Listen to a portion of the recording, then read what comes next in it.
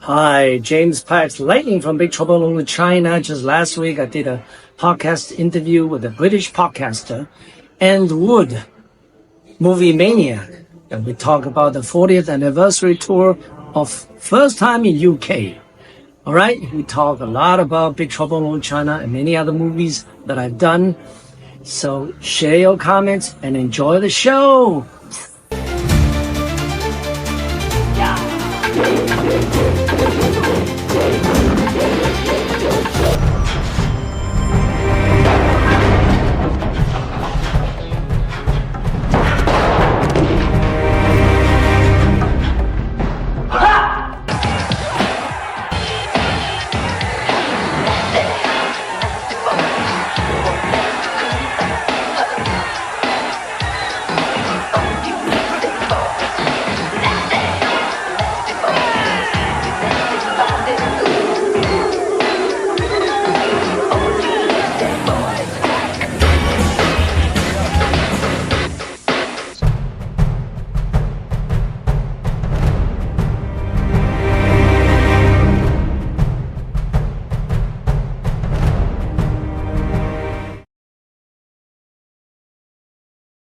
Hello everyone, welcome back to another live Anth Movie Mania, and we are live because it is interview time.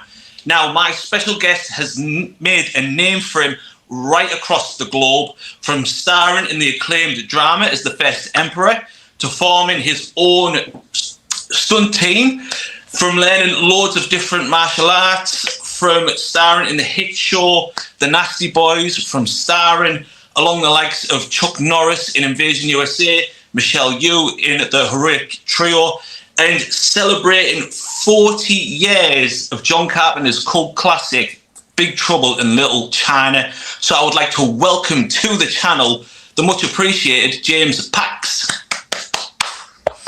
Hello, and how are you? Thank you for inviting me to your Movie Maniac. That's the name of your channel, isn't it? Yes, I am.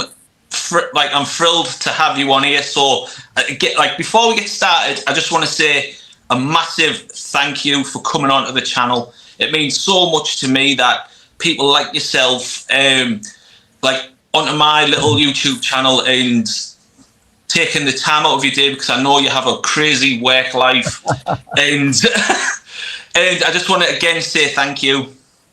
Not at all. You know, there's nothing big or small in this world. Indeed, there's nothing big or small. When I talk about, being a human and also relating to others, I always feel that we are all equal and we are all trying to do something better for our lives and to interrelate to each other on a friendly way so that the world can be a better place for everyone to live, right?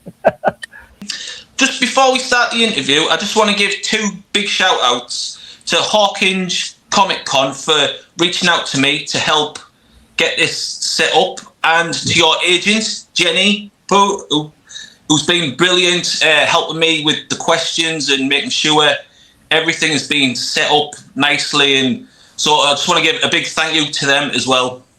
Yes, definitely give a great thanks to Hawkinge boss. But so far has been great, since we arrived about 5 days ago.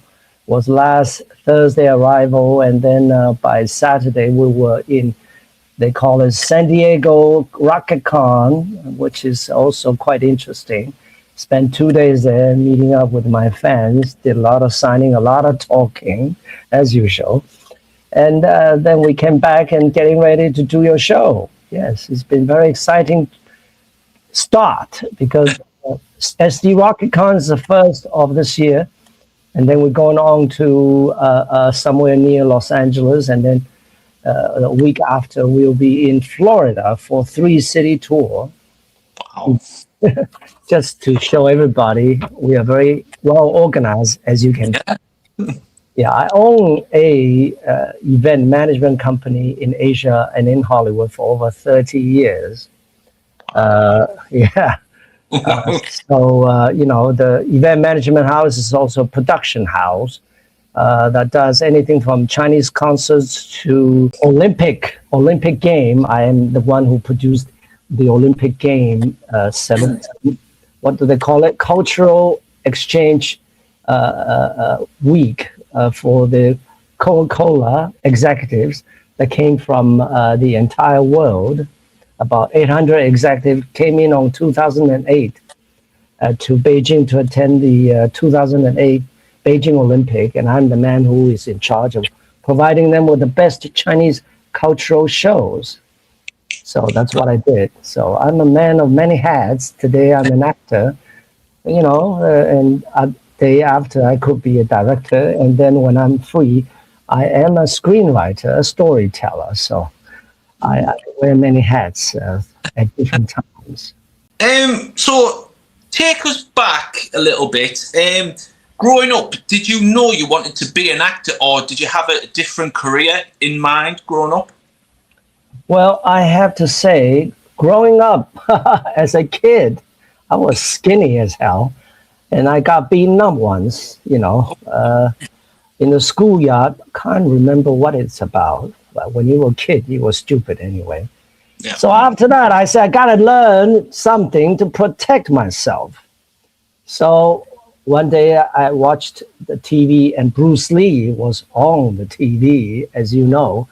Back in the 70s, I think I was in Hong Kong and just a little kid, and Bruce Lee was doing his kung fu demonstrations and being vibrant and also a little bit arrogant. But I think you can be arrogant if you're as good as Bruce Lee. He always tried to demonstrate how great his body is and how fast his move is.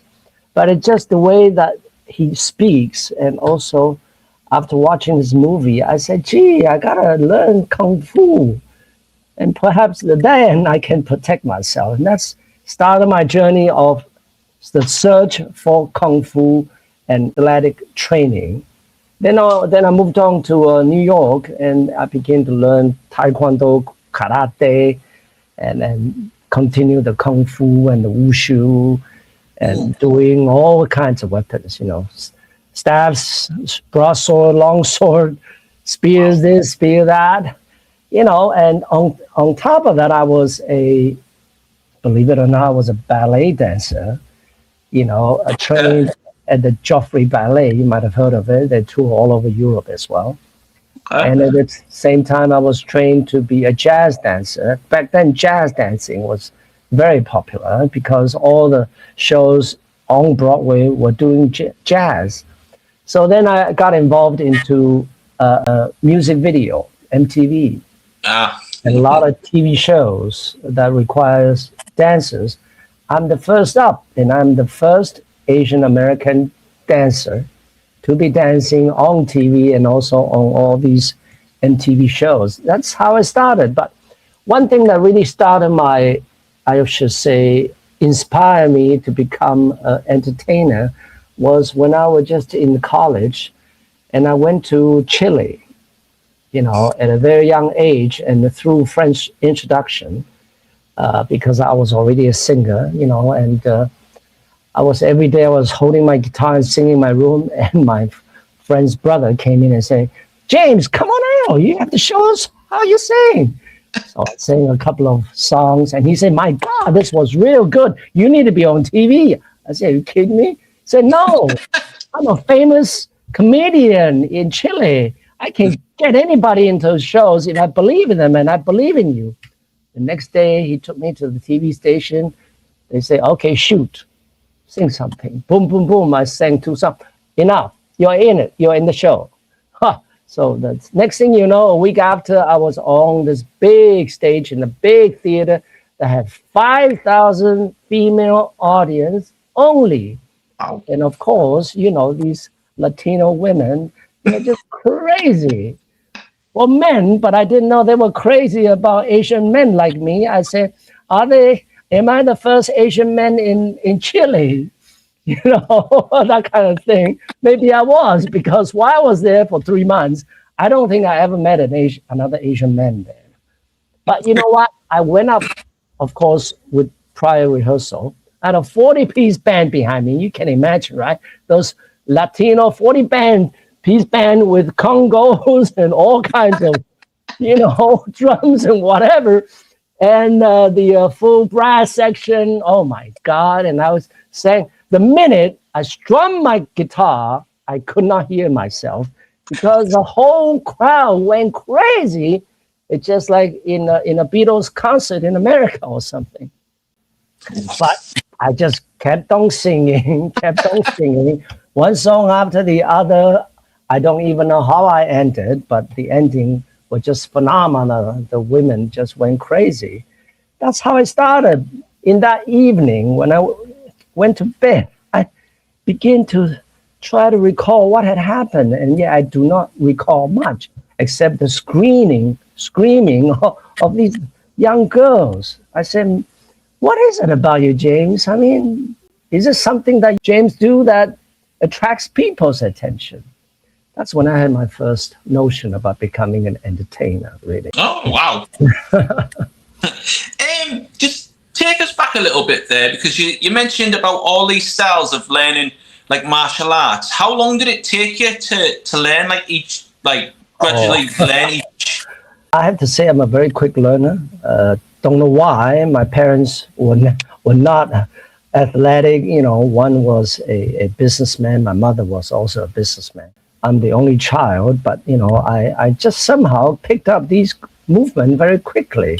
I learned, let's say I learned karate. I had 3 months lessons of karate, and then another 3 months lessons of taekwondo. After that, I pretty much a self-learner, you know, because my body is so well trained and I'm so limber, you know, I treat the movement pretty much just like a movement. You know, it's same thing when I was a boy. I was already playing piano. Believe it or not, I was a classical pianist to begin with. And then I started to pick up guitar and everything just came very easy for me. And the same thing when I learned martial art, it also came quite easy. Would that be with like being in ballet, like with movements of everything like coming together? I think I'm just naturally well coordinated, I would say. You know, although it's not in my genes, but I just picked it up real quick. And after that, 3 months, I was learning everything by myself and watching Bruce Lee's movement and his whip kicks and his backswing kicks, you know, and his limberness. Pretty much 90% of what he does, I can do it just as good. And I even went on the bus, and then there was some people was trying to talk to me. They said, "Are you related to Bruce at all? Oh my God, you look so, you know, much like Bruce." I said, "Oh, no, I'm not, but yeah, I do a little kung fu, you know." And so sometimes they will come and I want to see my training and all of that. So it's always been like that. I somehow attract attention wherever I go. Maybe because I was also quite well built and all of that. But I was a very quiet kid, I have to say. Even in high school, studying in New Jersey, I was a very quiet person. I do not make any speech unless I'm asked. And I was just training every day, you know, getting buff, because back then everything was about Sylvester Stallone, you know, that kind of thing. So I was weight training just to make myself look buff. But every second of my training, it's either fencing or building up my body or doing my kung fu or playing my guitar. You know, I was never had a restful minute before I sleep. It's either study or I'm out there doing something. So I was a very busy kid. That kind of kept me going for a while. That's how everything comes around, you know. But you have formed your own stunt team, the Immortals. Can you tell us how that came to be? Well, you know, I've been an actor, you know, for like actor and a martial artist for almost 20 years. Never thought about becoming a director and a screenwriter until I moved on to Asia. You know, did movie with Michelle Yeoh and many superstars in Hong Kong. While in Asia, you know, I've been told many times, you know, why don't you be a director? Because I produced commercials for Japanese company, like a tour commercial. And they said, why do you need a director? James, you're so experienced, you can direct it yourself. But when you are an actor, all you think about is how to be famous. And my head was just not yet on the horizon of being a director or a screenwriter. But people has been whispering in my ears saying that you can do it. But until after that, I went into China, from Hong Kong to China, and start, doing promotion and start doing Chinese movies and all of that. I began to realize that, Jesus Christ, I'm always a person behind the screen, when I watch how they direct, because I'm always an observer. And then I said, gee, is that the right framing? And are those actors doing their right job? I'm very meticulous when it comes to acting and about how people act, because I call for good acting, because I call myself for not just good. I say I want to be great. My kung fu idol is Bruce, but my acting idol is Marlon Brando, Al Pacino, Robert De Niro, Montgomery Clift. These are my idols. So in a way, everything I do, I can't say I copy them, but I certainly learn the best from the best. Yeah. And when you learn their skill and how they do their speech and how they turn their head, they're all different from each other. But when you learn their skill and then you instill it into your mind and then you transfer it into your own soul, then you will come up with your own style of acting. And that's what I believe in. So therefore, I'm very meticulous about how other actors act, although I never dare to direct them. I make suggestions, but I never direct them because I'm just an actor. But I always say, hey, let's try this, let's try that. Because I always think they can do better.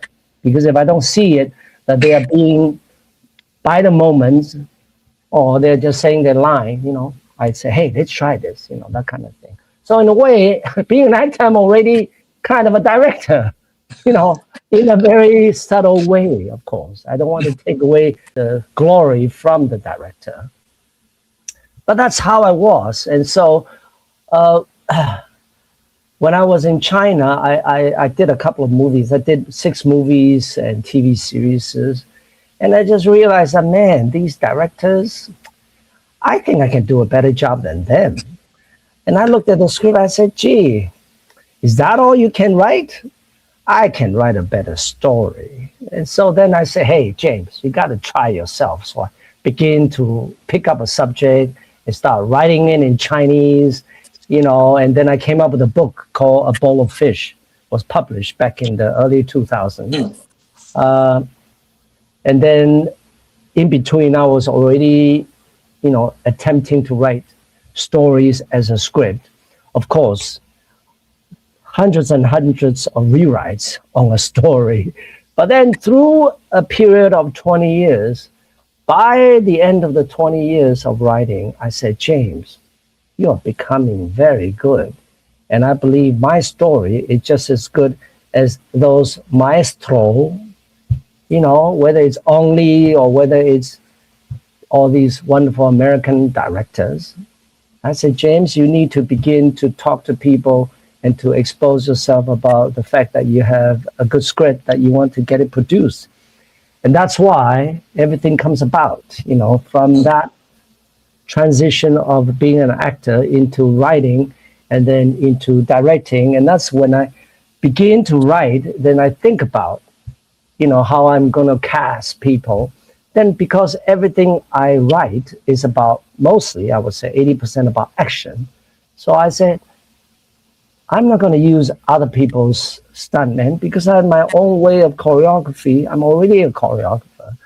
I have my own team. I already picked up a kung fu team, doing 300 tours in Europe and another, 30, 40 tours in Asia on TV. I'm a producer for 40-minute segment on the 20th anniversary of some TV stations.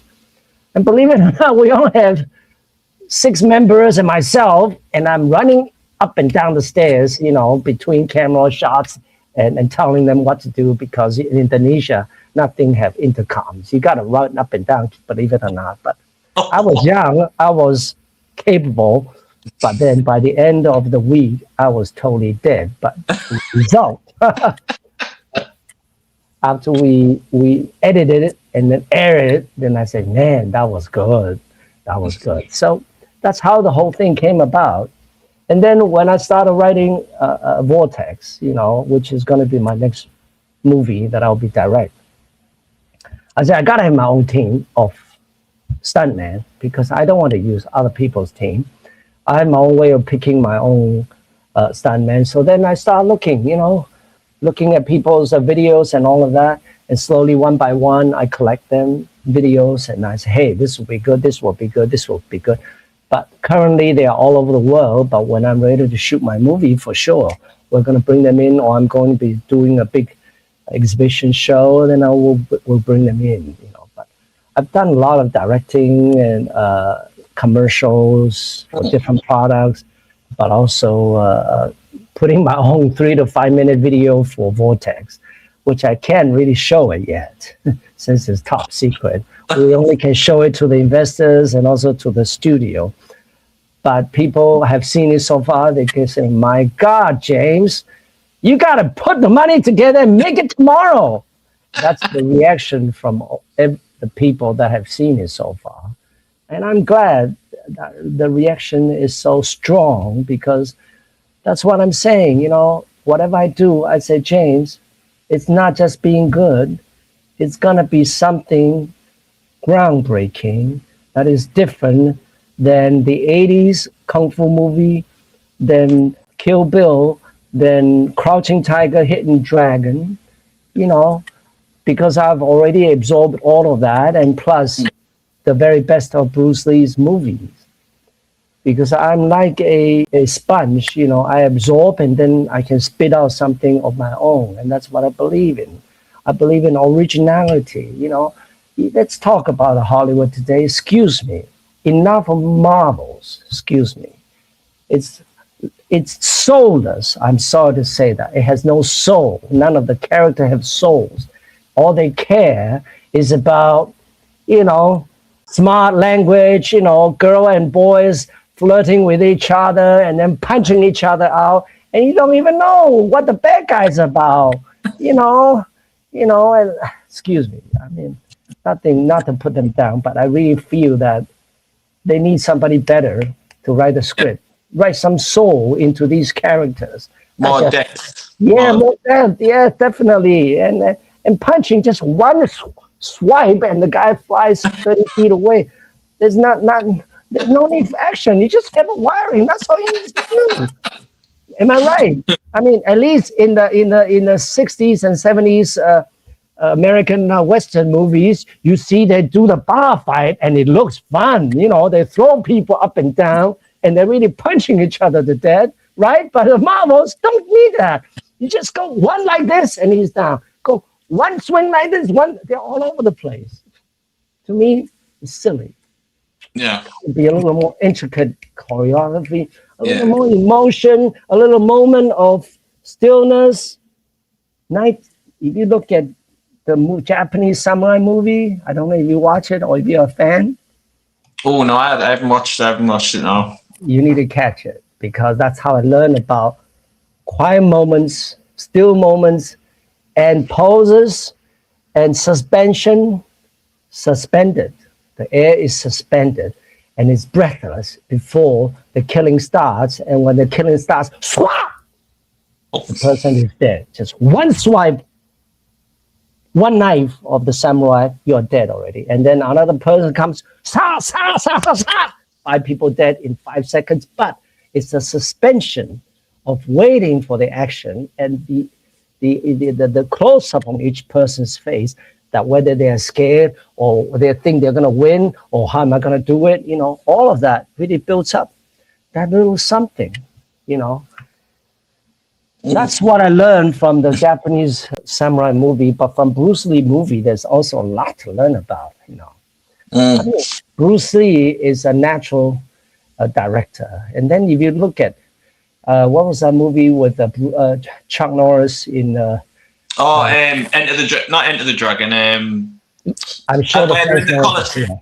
They're in the Colosseum. Yeah. The fans know it better than us. I cannot remember every movie that he made, but I think out of all the kung fu movies, I should say, the scene in the Colosseum is the most classic one, and nobody can ever top it or even compare with it.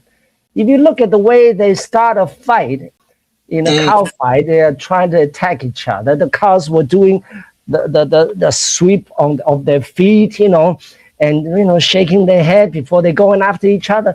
And if you look at the way that Bruce Lee shot it before the two-person fight, right? They were doing like bending up and down, the cat scratch, cat stretch.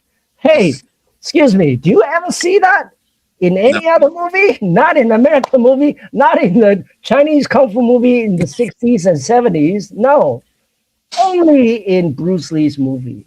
That is the brilliance of Bruce, because I'm sure it is him who come up with the idea. Let's not go into the fight yet. Let's just be really characterize this fight scene, so there's expectation and show how much limberness that we have.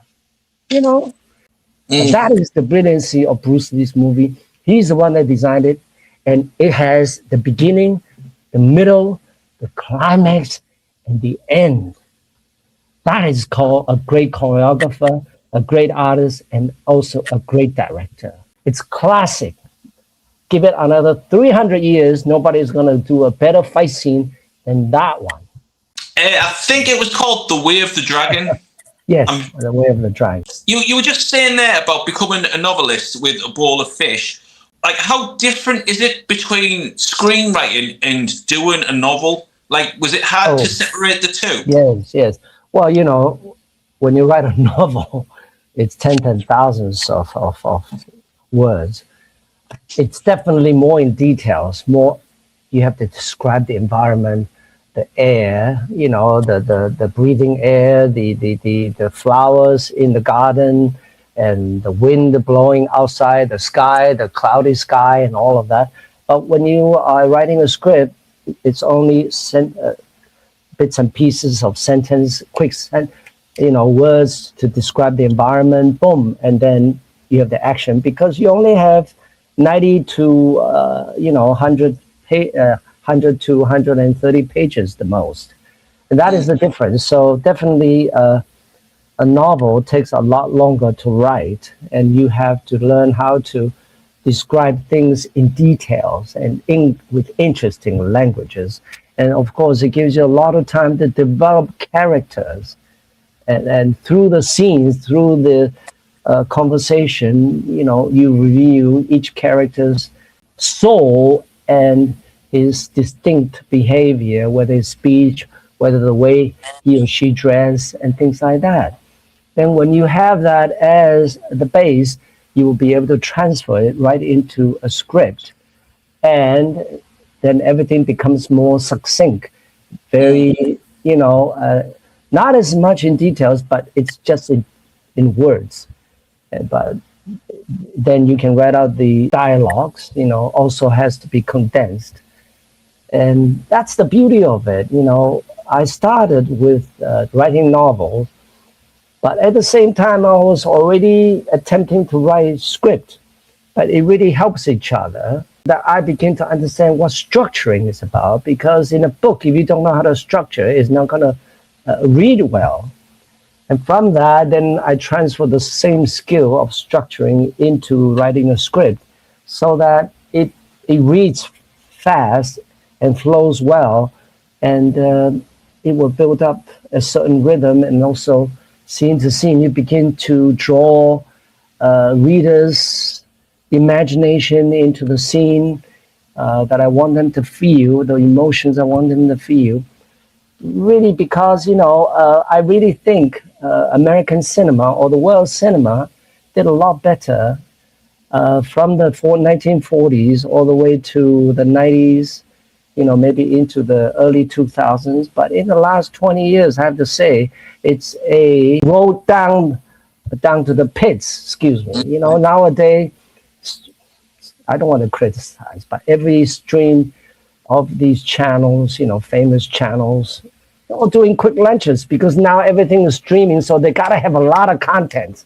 So everything become quick lunch, quick lunch, quick lunch. There's not much of character development. They're just smart, dialogues. I call it smart ass dialogue, and it doesn't mean anything. Come on, if you want people to speak, say something, something a little more intelligent and reveal their character and just smart dialogues.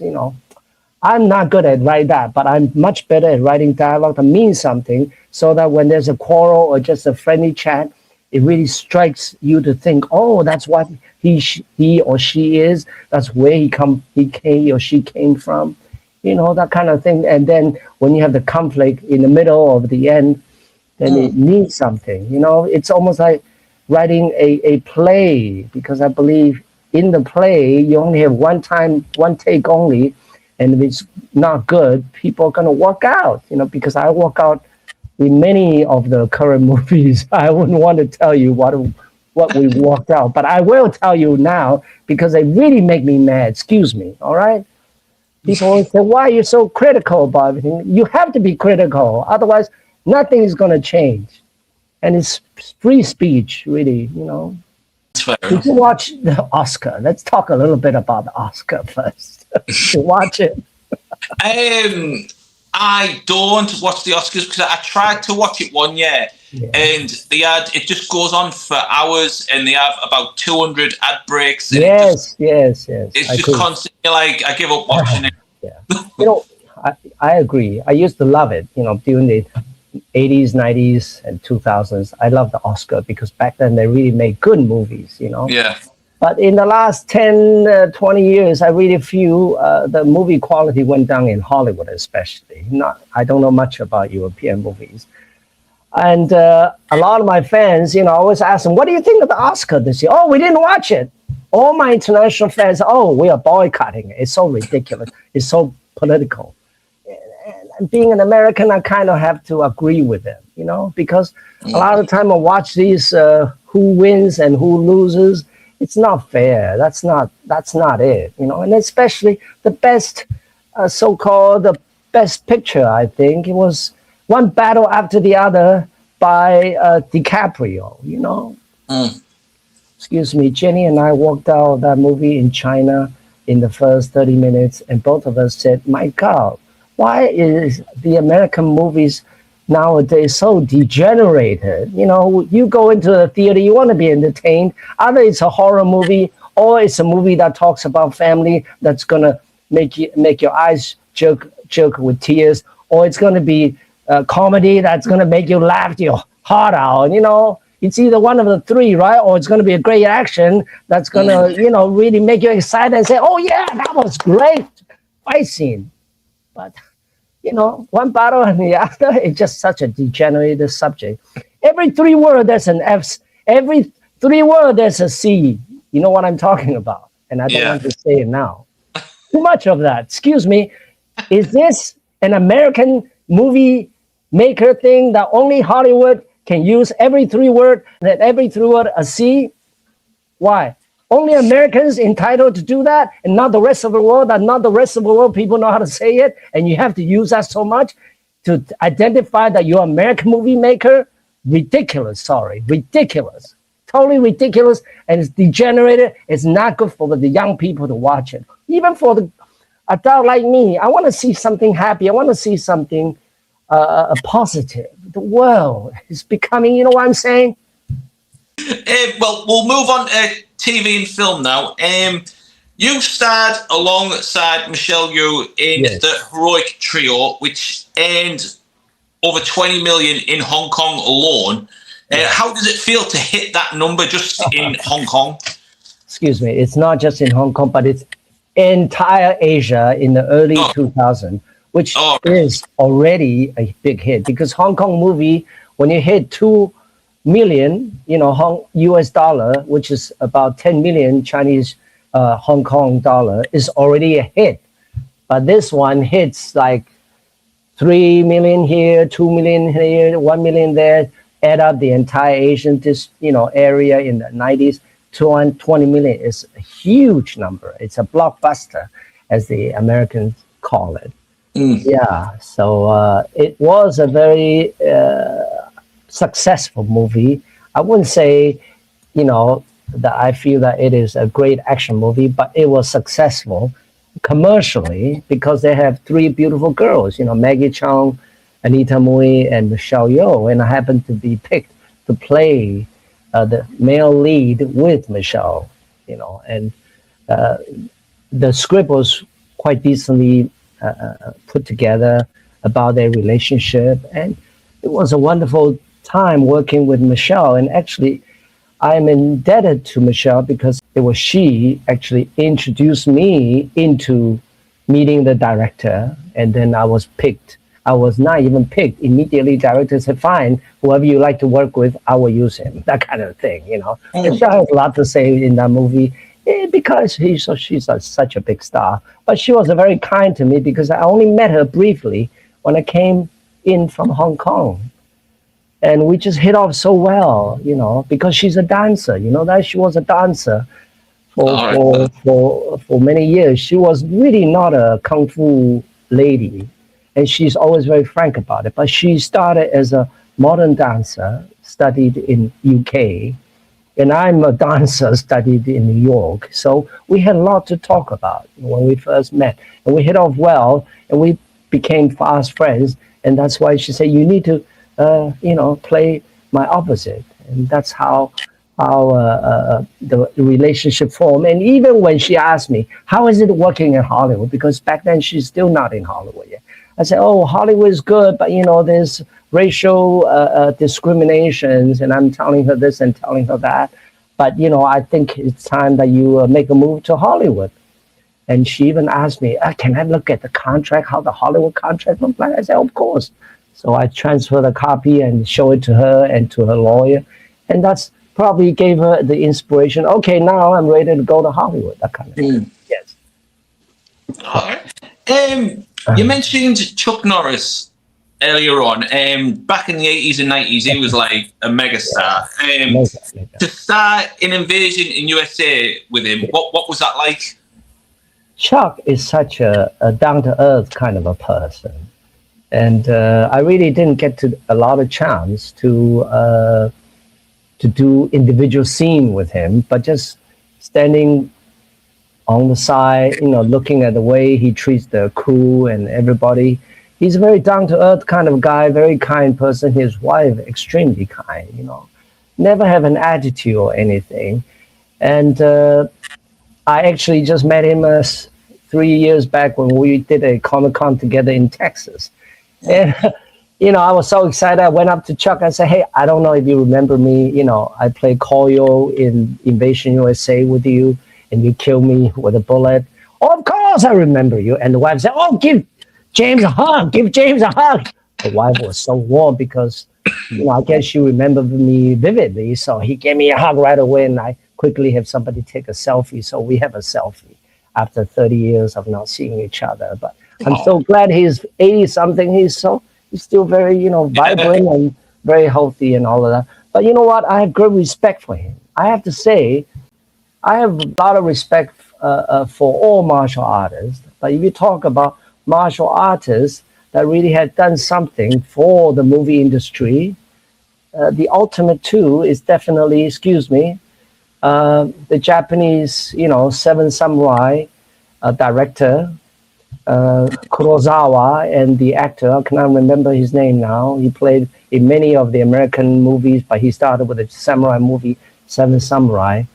And hit them, and also Bruce Lee and Chuck Norris, because without Bruce and Chuck doing that incredible scene, in the Coliseum, there wouldn't be so-called the international kung fu movie or martial art movie today, really.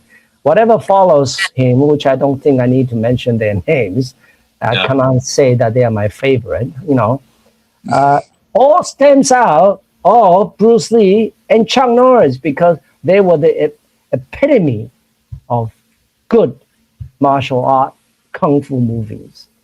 And if you look at Chuck's resume, my God, the amount of competition he did when he was young, and they call it full contact, karate champ. My God, they were really kicking each other.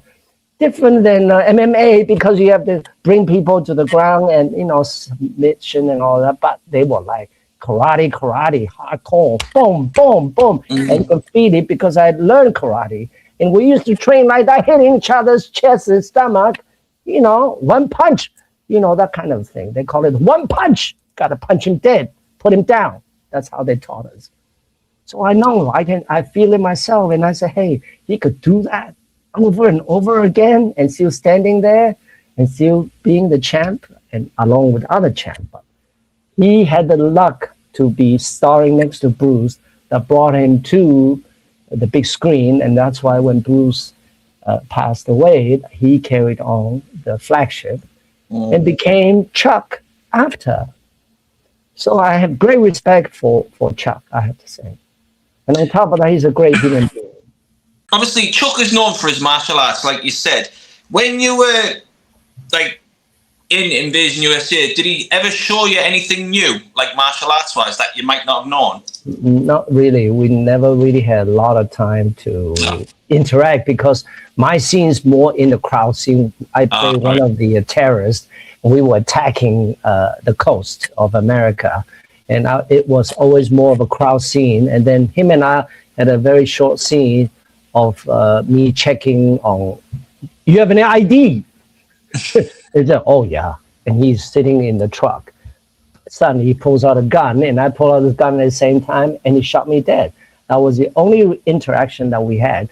And other scenes, I was like killing, all the civilians, and in the swamp of Atlanta, Georgia, which is lots of fun riding on those rafts, and alligators everywhere. So it was an incredible experience being in that movie. And I have to say, that movie is definitely a pioneer of all terrorist movie today, because that was like terrorist movie before there was terrorists, before the 911, right?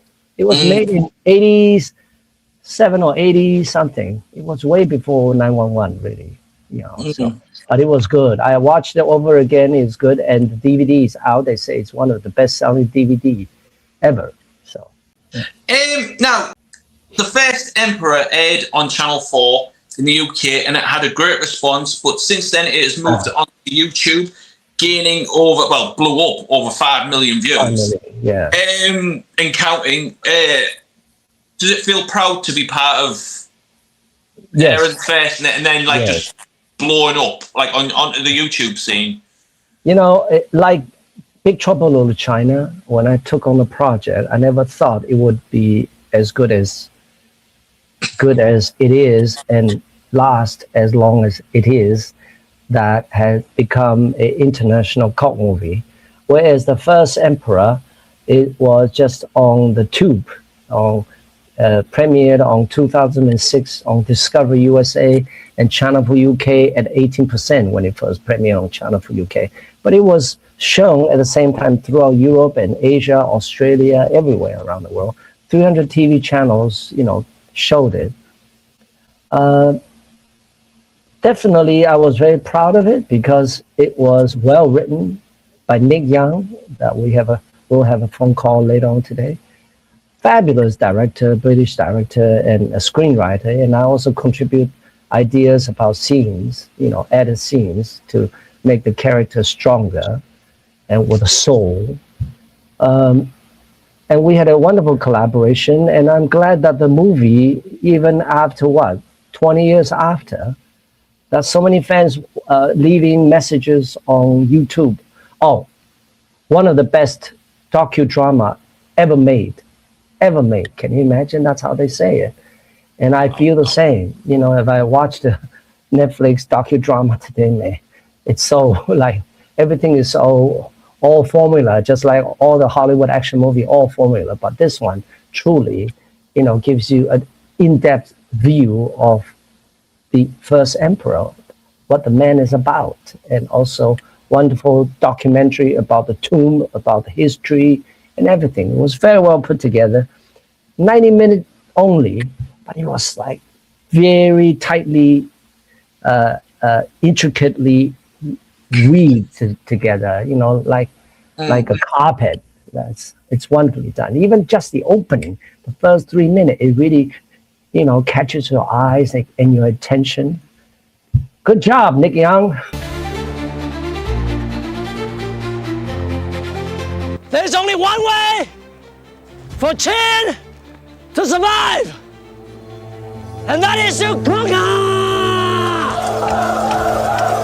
And the day is yours, and this is yours.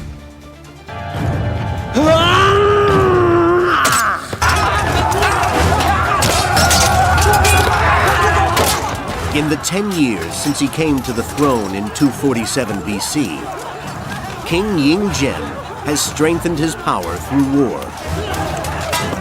He fights for his life and for a dream, to forge a new nation, China. Many great kings have tried before him, and all have failed.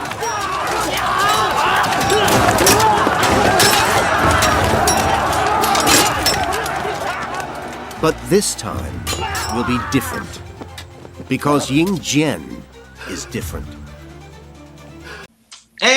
Right, working on the hit TV show The Nasty Boys, how different is it from making a film to being in a TV series?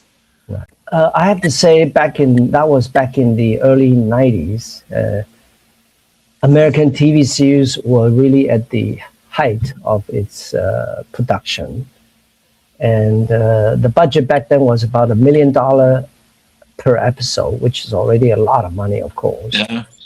One TV series, 45 minutes is already 1 million and over, which really well made, I have to say, well made. And it was a wonderful concept. Actually, it's a jump off from Miami Vice. Instead of 2, we have 5, but they call it the Rainbow Coalition. You know, white, black, Asian, yellow, and that kind of a coalition. Yeah. And with Dennis, who played the captain. But the concept itself was really incredible. You know, a group of young, hard to trot special task force. They are more of like a narcotic special agent. During the day, they dress hip, and when they go on a raid, they wear these, you know, incredible black suits. And they call it we keep what we seize. Means if the drug dealers have a Lamborghini, we will seize them a Lamborghini. And I happen to ride on a ninja bike, you know. My character was more like a cross between Bruce Lee and Don Johnson character in the Miami Vice, which was really stood out.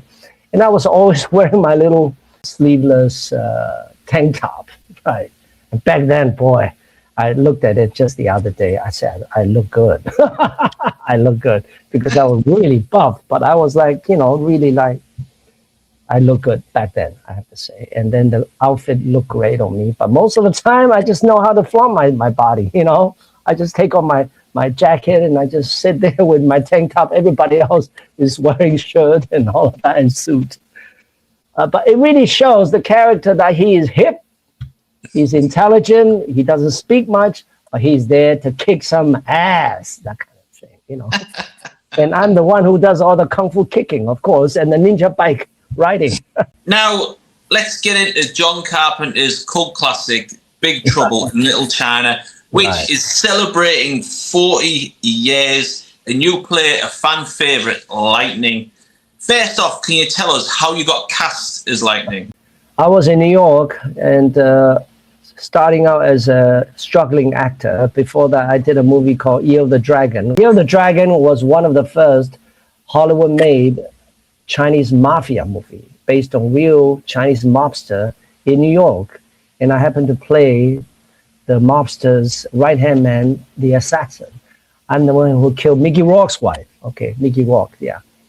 And I was the strange thing is I was the only actor who played Chinese gangster in Chinatown. The rest of the gangster in the movie, they were all real gangs. Big Trouble, I had to prepare 2 weeks for the audition. I actually read for Wang Chi scene, But they say you got to prepare a kung fu scene. They want to see how good your kung fu is because this is action. So I had my teacher who taught me wushu in New York. I said, oh, we got to put together a wonderful, kung fu scene together. And if we do well, maybe we both can be in it. So we trained for 2 weeks. It started with hand forms right into weapon fighting and all of that. And, we go in, we lay our name, boom! John say, camera. And his hand is already like that camera, that kind of thing. Wow. Draw the thing as if he's shooting it, but if it's not because it was shooting through a little VHS camera up there. But he's like a director already looking at his own camera framing. And we didn't care. We didn't care who is there. We were there to perform. So we were like fighting, hand-to-hand combat, boom, and then we could pick up our weapons, fighting like cats and dogs. And at the end of it, my God, John was like elated. He stood up and said, this was the best action scene I've ever seen in New York. So afterwards, a week or two later, we got an offer. I said, my agent said, oh, you got an offer. I said, oh, did I get Wang Chi? He said, no, you didn't get Wang Chi, but you get another part called the Lightning. I said, what is Lightning? Oh, it's action, it's good. But I said, I thought we already have an offer from General Hospital. General Hospital, quite famous back then, a soap opera. Yeah. And I was a new actor. So I said, General Hospital offering me a 1 year contract with a lot of money. He said, no. Well, my advice is take John Carpenter's Big Trouble because he's a big time movie director. He might pay less, but you're going to be in Hollywood right away. And you're going to be doing this incredible movie that could turn out to be a big hit. And you're going to be a big screen actor, not just a TV actor. Soap opera, he knows he's going to make good money on the soap opera. He's charging 10%, but he wanted me to be a big screen actor. So I took his advice, flew out to LA, this movie, and became a classic right after. It was just amazing. Yeah, definitely. It was a great experience, I must say. So, you just said yourself there, because like everyone else thinks it too, that John Carpenter is a legendary director. And when you were on set, did he give you any advice during a scene? No, really, because honestly, he really trusted my own judgment. And since I don't have any dialogue, I just have to, play around with my facial expressions. But I'm just trying to concentrate on what I'm doing since I'm a new actor. I said, I got to impress people with my movement because that's all I'm here to do is movement. You are a dancer. You are a kung fu man. So do the movement right. So they said, we're going to draw in the lightning and you're playing the lightning. And, you probably never seen a lightning character, but your arm is your weapon and you're going to shoot out lightning like crazy. But you got to have to do something interesting to make yourself look good. And then they say, oh, the lightning will be drawn in afterwards. Okay, so that gave me a framework. So I started to choreograph something. I don't want to make it too complicated, because I have a big head to begin with and I can hardly move. So I got to stand still and do something interesting and yet give it enough time that whoever is doing the layering of the color has enough time to have the lightning shooting out. So everything needs to be calculated, how many quarter of a second of a pause that's needed.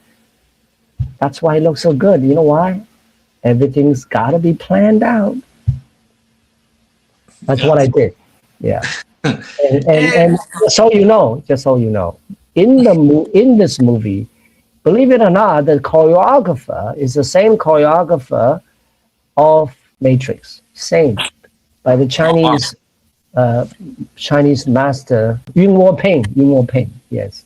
Oh wow. Yeah, Yun Wo Ping, he's 80 years old now, but I do respect him for what he did, especially in this movie, and he did a great job, I must say. And this was way before that. You have to know that. Yeah. And I never met him until on the set. And back then, I didn't know too much about him. I just know that he was a choreographer. But he came up and said, "James, are you okay with your own movement?" I'm always very confident of myself. I say, "Of course, I am. Don't worry. I'll make my character look good. Fine. Do whatever you think is good." And that's the short conversation we have. And I guess he just know from my eyes that I'm a serious kung fu man, and I would show him something good. And it did turn out good, would you say? So I said, in a way, I was just an amateur actor and a wushu. I couldn't even say that I was an expert, but I already learned to be a choreographer of my own character. Just of that movement, everything needs to be calculated into the quarter of a second to make it look good. And then after the drawn in the lightning, it just looked incredible. But do you know that while I shoot on lightning, I even had a yell so that it gives you that extra power. All that yell is my own voice. It wasn't put in by some, other people. And I think all of that really turns out well. Just like Bruce Lee, when he kicks, ha, ha, ha. But I didn't do ha, but I do something else different. And I really identified the character. That's how I learned, step by step to be a good action actor, I guess. That's how I started. Right, so Big Trouble in Little China is celebrating its 40th year. To you, what does it mean to be part of something that special, celebrating 40 years? Oh my God, 40 years. It's a long, long time. Yeah, watching it 40 years ago in the Chinese Man Theater in New York, in Los Angeles, they used to call it Chinese Man Theater. And I was totally impressed by my own character and by the movie. But I never thought that 40 years after, it had developed such a big fan base of millions of fans adoring it. More mature audience, and now the young people, because the parents or the granddaddy is showing it to their grandsons or their sons and daughters.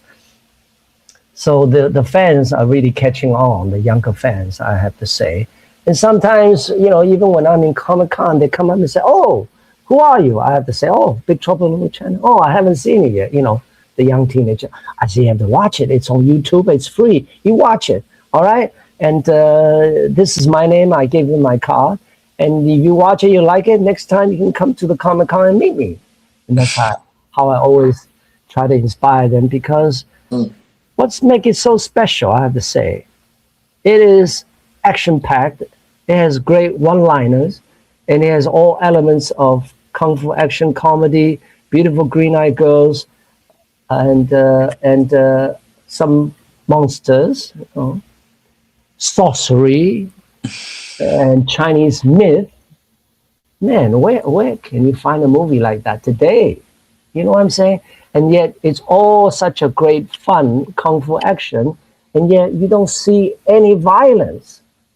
It was all about kung fu fighting, even breaking through the glass. And you thought, oh, that was fun, because you don't see any blood in any scene at all.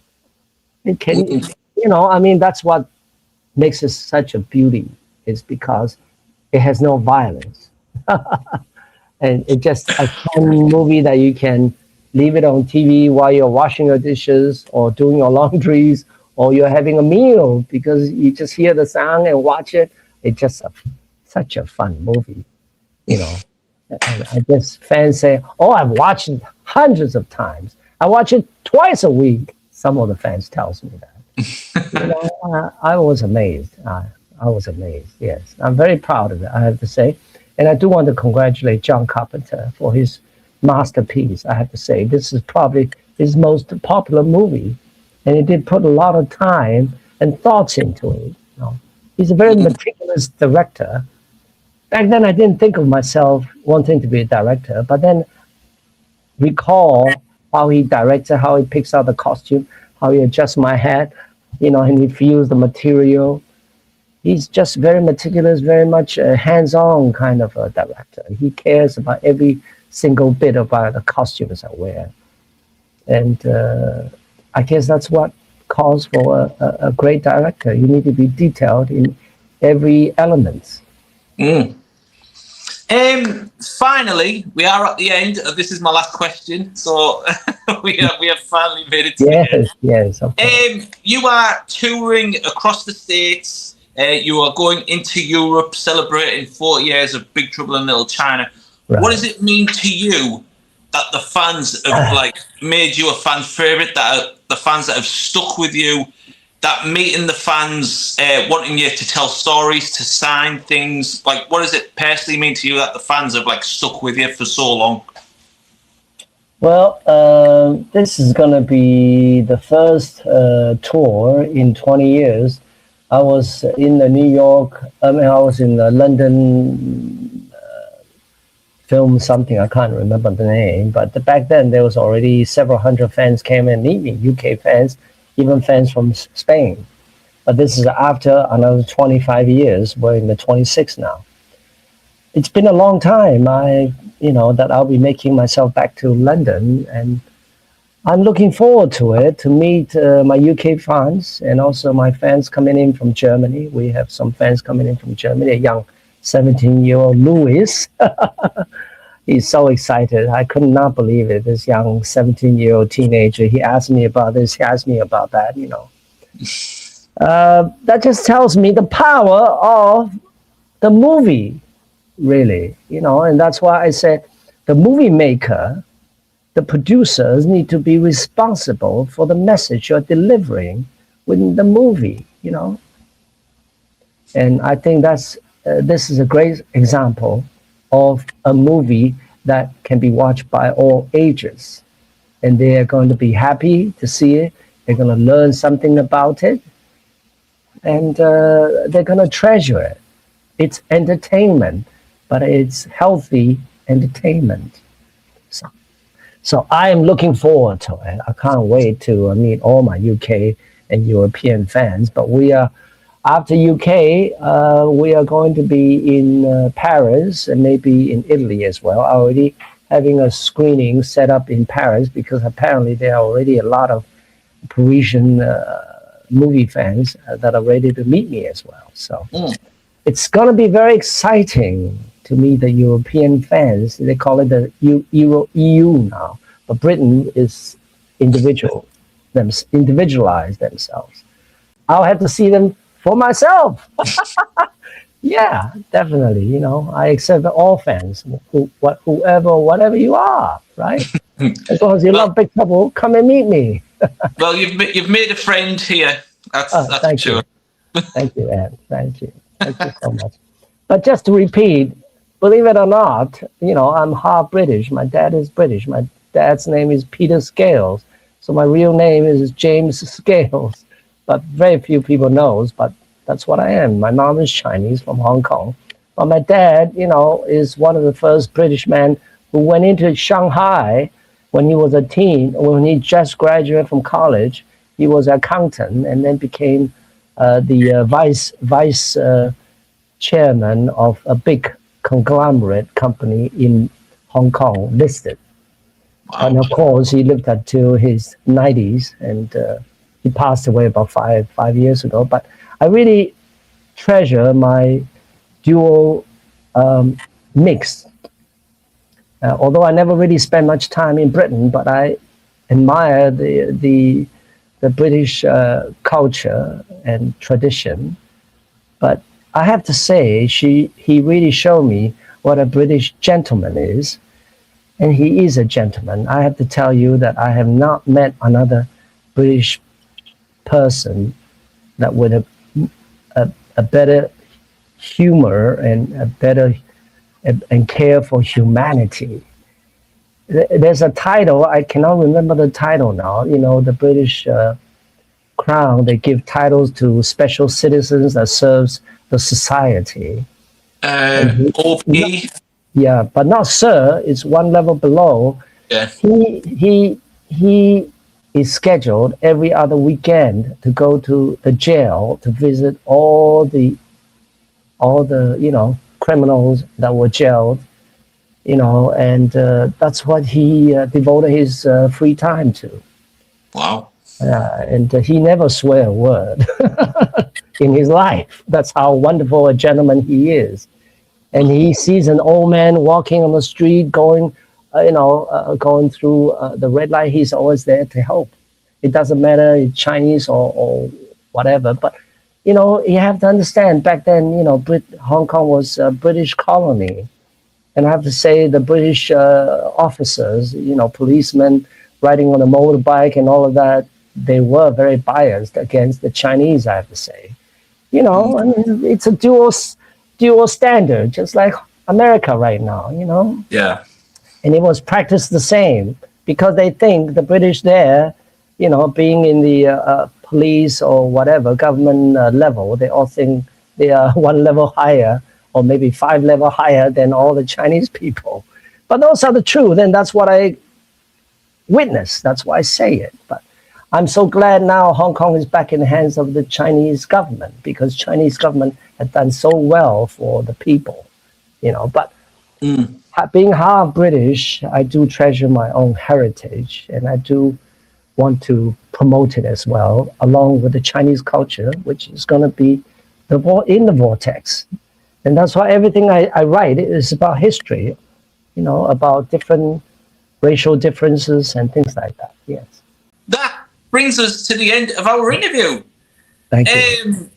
Look, I just want to say a big thank you for coming on.